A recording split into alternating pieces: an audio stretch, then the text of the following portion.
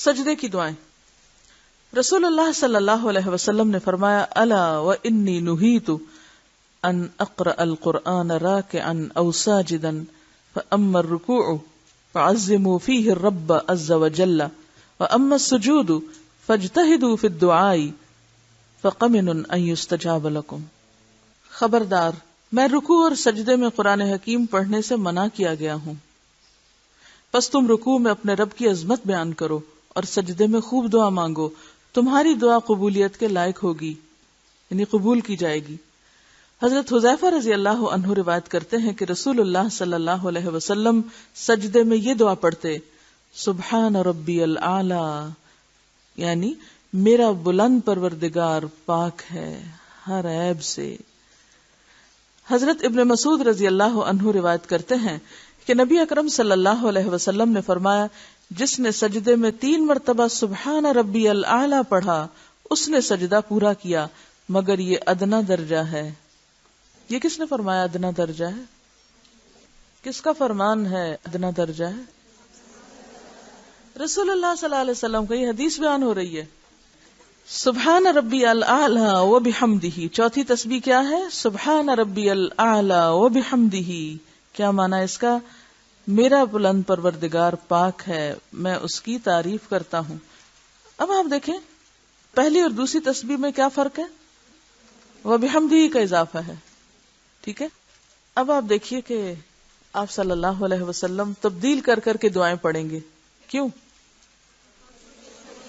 توجہ رہے. جی ہاں، حضرت عائشہ فرماتی ہے کہ رسول اللہ صلی اللہ علیہ وسلم اپنے رکوع اور سجدے میں کثرت سے یہ دعا پڑھتے تھے، سبحانک اللہم ربنا وبحمدک اللہم اغفر لی.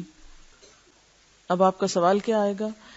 3 دفعہ پڑھیں، پہلے وہ پڑھیں اور پھر یہ پڑھیں، یا پھر دونوں پڑھ سکتے ہیں؟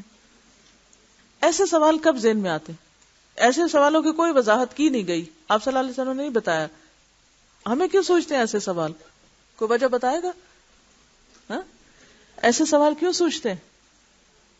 ہماری توجہ زیادہ تعداد کی طرف ہمیشہ رہتی ہے. ذکر میں بھی ہر چیز میں تعداد ہمیں بہت امپورٹنٹ لگتی ہے، کیونکہ ہم ذکر کو کیا سمجھ کے کرتے ہیں؟ منتر میں کیا ضروری ہوتا ہے؟ تعداد ضروری ہوتی ہے. ہمیشہ کوالٹی پہ جائیں. کوالٹی سے کہا ہوا ایک لفظ جو ہے وہ بھی بہت بڑا ہو جائے گا، اور بے روح ہزار پڑی ہوئی دفعہ چیز بھی بے فائدہ ہے. ہم نے اصل میں اس کو ریچول بنا لی. اب دیکھتے ہیں کہ سجدے میں دعائیں کیسے. اب جو ہی دعا کا لفظ آتا ہے تو وہ جو تصویریں دکھا کے ہمیں ہر وقت دعا کا لفظ آتے ہی ہمارے ہاتھ کھڑے ہوتے ہیں. ہم سمجھتے ہیں ہاتھ کھڑے کیے بغیر دعا ہو ہی نہیں سکتی. نبی صلی اللہ علیہ وسلم ہر دعا کے وقت ہاتھ نہیں کھڑے کیا کرتے تھے. اس طرح تو پھر ساری نماز میں ہی آپ ہاتھ کھڑے رکھیں گے. استفتاح کی دعا پڑھیں گے اللہم باعث بینی و بین خطایا، تو ہاتھ یہی ہونے چاہیے. سورۃ فاتحہ پڑھیں تو ہاتھ یہی ہونے چاہیے. اور اگر ان فی خلق السماوات والی آیت آخر تک آپ نے پڑھ لی تو اس میں تو بہت ساری دعائیں، پھر ہاتھ یہی ہونے چاہیے. رکوع میں دعائیں پڑھی تو پھر ہاتھ یہی ہونے چاہیے. سجدے میں پڑھی تو پھر ہاتھ یہی ہونے چاہیے. کیونکہ ابھی پیچھے سے سوال آ رہا تھا کہ کیا سجدے میں اگر ہم دعا کریں گے تو ہاتھ سیدھے رکھیں گے کہ الٹے رکھیں گے؟ ٹھیک ہے، مانگنے کے لیے ہاتھ کا استعمال اچھا ہے، مگر شرط نہیں ہے. اصل مانگنا دل میں مانگنا ہے. ذکر ہر حالت میں، دعا بھی ہر حالت میں، چھوٹی چھوٹی چیزوں پر دعا، اور ہر دعا کے وقت ہاتھ کھڑے کرنا ضروری ہے. چلیے دیکھتے ہیں اور کیا دعائیں پڑھتے تھے آپ. حضرت عائشہ رضی اللہ عنہا کہتی ہیں کہ رسول اللہ صلی اللہ علیہ وسلم اپنے رکوع اور سجدے میں یہ کہتے تھے، سبوح قدوس رب الملائکۃ والروح، فرشتوں اور روح کا پروردگار نہایت ہی پاک ہے. حضرت ابو ہریرہ رضی اللہ عنہ روایت کرتے ہیں کہ رسول اللہ صلی اللہ علیہ وسلم اپنے سجدے میں یہ کہتے تھے، اللہم اغفر لی ذنبی کلہ دقہ وجلہ واولہ وآخرہ وعلانیتہ وسرہ. اے اللہ میرے چھوٹے اور بڑے، پہلے اور پچھلے، ظاہر اور پوشیدہ تمام گناہ بخش دے.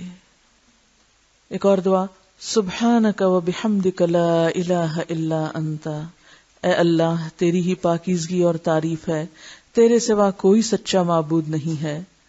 رسول اللہ صلی اللہ علیہ وسلم سجدے میں فرماتے، اللہم اجعل فی قلبی نورا وفی بصری نورا وفی سمعی نورا وعن یمینی نورا وعن یساری نورا وفوقی نورا وتحتی نورا وامامی نورا وخلفی نورا وعظم لی نورا. اے اللہ میرے دل، میری بصارت، میری سماعت سب کو منور کر دے، ان سب کو نور سے بھر دے، یعنی ایمان کے نور سے. میرے دائیں بائیں، اوپر نیچے، سامنے اور پیچھے ہر طرف نور پھیلا دے اور میری ہدایت کی روشنی بڑھا دے. یہ دعا کئی انداز سے روایت ہوئی ہے جس میں صیغوں کا فرق ہے یا آگے پیچھے بھی کچھ چیزیں ہیں. اور پھر اس میں تو صرف آگے پیچھے اوپر نیچے کی بات ہے. ایک اور جگہ پر کیا آتا ہے؟ وَلَحْمِي نُورًا وَدَمِي نُورًا وَشَعْرِي نُورًا وَبَشَرِي نُورًا وَعَازِمْ لِي نُورًا اللہم آتنی نورا. یہ کیا ہے؟ دعا میں مبالغہ ہے، یعنی اتنا والہانہ پن ہے. اگر آپ دیکھیں کیا اتنا ہی کافی نہیں اللہ مجھے نور دے دے؟ کافی نہیں.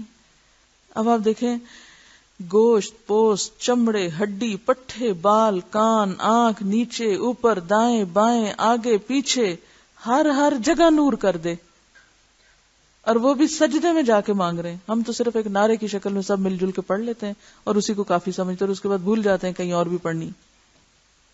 میرا نہیں خیال آپ میں سے کبھی کسی نے سجدے میں پڑھی ہو، کیونکہ پتہ ہی نہیں ہے کہ آپ کی سنت بھی ہے. پھر ڈرتے ہیں کہ پتہ نہیں سنت نہیں، تو اس لیے کیونکہ سنت ہونے میں بھی کئی چیزوں میں ایسی ریجیڈیٹی اختیار کرتے ہیں کہ پھر لا علمی کے باوجود سٹانچ ہو جاتے ہیں.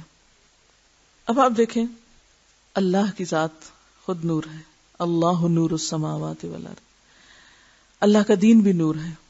اس کی کتاب یعنی قرآن کے لیے بھی لفظ قرآن میں نور آیا ہے، ہدم و نور. پھر اسی طرح اللہ کے رسول صلی اللہ علیہ وسلم کے لیے بھی یہ لفظ آیا ہے جس کا معنی ہم نے کچھ سے کچھ بنا لیا اور بحث میں پڑ گئے سایہ تھا یا نہیں، ایک اور طلسماتی دنیا بنا لی. حالانکہ نور کا معنی کیا؟ جب قرآن نور ہے تو ہم یہ کہیں گے قرآن کا سایہ کوئی نہیں، ہم اس چکر میں پڑ جائیں گے؟ نہیں. تو بات یہ ہے کہ ان تمام چیزوں میں ہمیں یعنی اس ساری دعا کے اندر جو اصل روح ہے وہ کیا ہے؟ کس چیز کی خواہش ہے؟ طلب کس چیز کی ہے؟ ذرا آپ نور کو امیجن کر کے اپنی ایک ایک چیز کے لیے نور کی دعا مانگیں. ہر چیز یا اللہ چمک اٹھے. جب آپ کی ہر چیز میں نور ہوگا تو کیا آپ نہیں چمکیں گے؟ جب آپ چمکیں گے تو آپ کی روشنی نہیں پھیلے گی دنیا میں اور آخرت میں؟ کیا پھر جہالت کے اور ظلمت کے اور گناہوں کے اندھیرے نہیں چھٹیں گے؟ چھٹیں گے نا. لیکن ہمارے مانگنے میں والہانہ پن نہیں ہے. ہم سوچ کے نہیں مانگتے. وہ چونکہ ہمیں کلاس میں یاد کرائی گئی تھی اس لیے ہم نے وہ پڑھ لی. ہم کو پتہ قیامت کے دن زمین بھی اپنے رب کے نور سے چمک اٹھے گی. وَأَشْرَقَتِ الْأَرْضُ بِنُورِ رَبِّهَا. یہ نور کب آتا ہے انسان میں اور یہ سارا کچھ کب نصیب ہوتا ہے؟ جب بندے کا اپنے رب سے تعلق جڑتا ہے تب یہ نور آتا ہے. یہ مضبوط تعلق کی علامت ہے. اور اللہ تعالیٰ میری ایک ایک چیز بس پھر تیری ہی فرما بردار ہو جائے. رسول اللہ صلی اللہ علیہ وسلم سجدے میں یہ دعا پڑھا کرتے تھے، اللہم انی اعوذ برضاک من سخطک. مسلم ہی کے ریفرنس سے انی کا لفظ ہے کیونکہ میں نے کہیں اور سے یاد کی تو میں انی کے ساتھ ہی پڑھتی. اللہم انی اعوذ برضاک من سخطک وبمعافاتک من عقوبتک واعوذ بک منک. یہ لفظ مجھے بہت ہی اچھے لگتے ہیں. واعوذ بک منک لا احصی ثناء علیک انت کما اثنیت علی نفسک. اے اللہ میں تیری رضامندی کے ذریعے، تیرے غصے سے، تیری عافیت کے ذریعے، تیری سزا سے، تیری رحمت کے ذریعے تیرے عذاب سے پناہ چاہتا ہوں.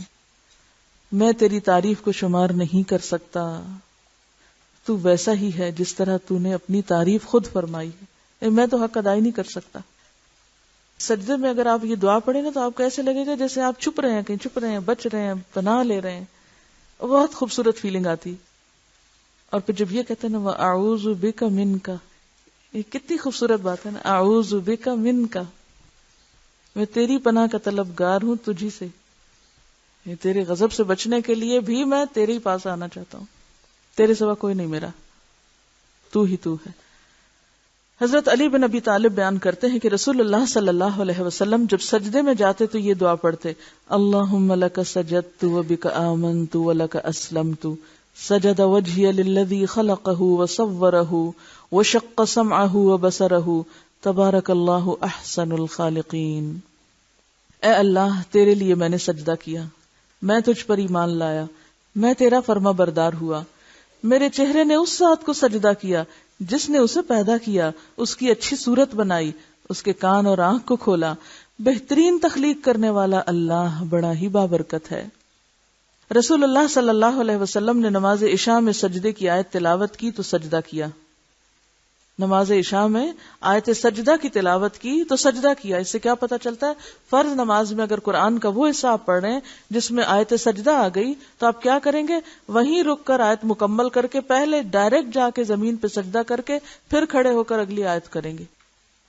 آپ صلی اللہ علیہ وسلم سجدے کی آیت تلاوت کرتے اور سجدہ تلاوت میں یہ پڑھتے، سجد وجہی للذی خلقہ وشق سمعہ وبصرہ بحولہ وقوتہ فتبارک اللہ احسن الخالقین۔